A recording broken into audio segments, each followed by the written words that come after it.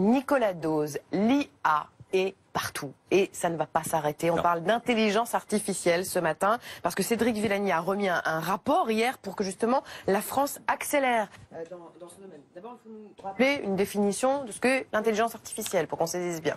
Ça va pas vous éclairer, c'est la science cognitive. La science Pourquoi cognitive, parce que science cognitive comme ça, c'est pas hyper évident, mais ça a vu le jour dans les années 50, le terme intelligent. Alors, il y a la machine qui un jour est capable de faire mécaniquement des gestes que fait l'être humain, des gestes répétitifs. Ça, on va dire que c'est le robot, tout simplement. Mais l'intelligence artificielle, c'est quand elle est capable de faire ce que le cerveau humain réalise. Et ça, c'est véritablement nouveau. Souvenez-vous quand elle le dépassera. Ça, c'est l'étape suivante. DeepMind, quand DeepMind de Google a été capable de battre le champion du monde du jeu de Go. L'étape suivante, c'est quand la machine va être capable d'apprendre seule d'elle-même et qu'elle n'a plus besoin de l'intervention humaine pour progresser. Attention, Terminator parmi nous, non, on n'en est pas là. C'est complètement embryonnaire. Par exemple, l'intelligence artificielle ne sait pas casser proprement et correctement un œuf sur un saladier aujourd'hui. Alors on sait que la France est très en retard par rapport aux États-Unis, par rapport à la Chine et même par rapport à l'Angleterre. Que propose le rapport Villani? De foncer dans 4 domaines. La santé. L'intelligence artificielle va être en capacité, mieux que l'œil humain, de déceler une tumeur sur une imagerie médicale.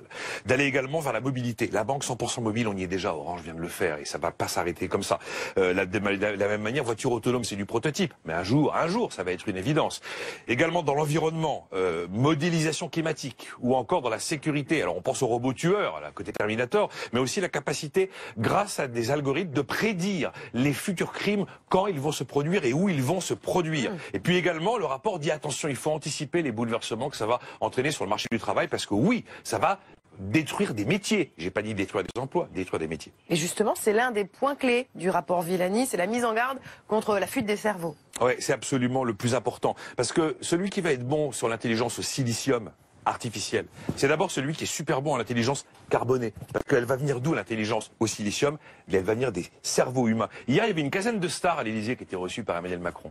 Il y avait un certain Yann Lequin. Vous connaissez pas Yann Lequin? C'est un Français. C'est la star de la stratégie de Facebook. Et dans chaque histoire aux États-Unis, success story, vous avez un cerveau français. Un jour, il y a quelqu'un qui s'appelle Jean-Marie Hulot. Jean-Marie Hulot, il a dit à un certain Steve Jobs en 2000, votre avenir, c'est plus l'ordinateur, c'est le téléphone mobile. Et je vais vous le fabriquer ainsi que le iOS X, qui fait tourner l'Apple, enfin l'iPhone que vous connaissez. Christophe Massiot, Jean-Baptiste Kempf ont inventé un logiciel qui s'appelle VLC.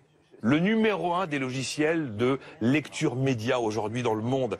Louis Pouzin, polytechnicien, a inventé un transfert de données de machine à machine.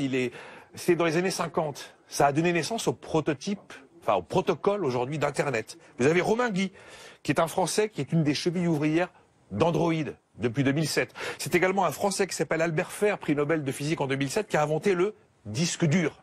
Celui qui gagne l'intelligence au silicium, c'est celui qui est le meilleur dans l'intelligence carbonée.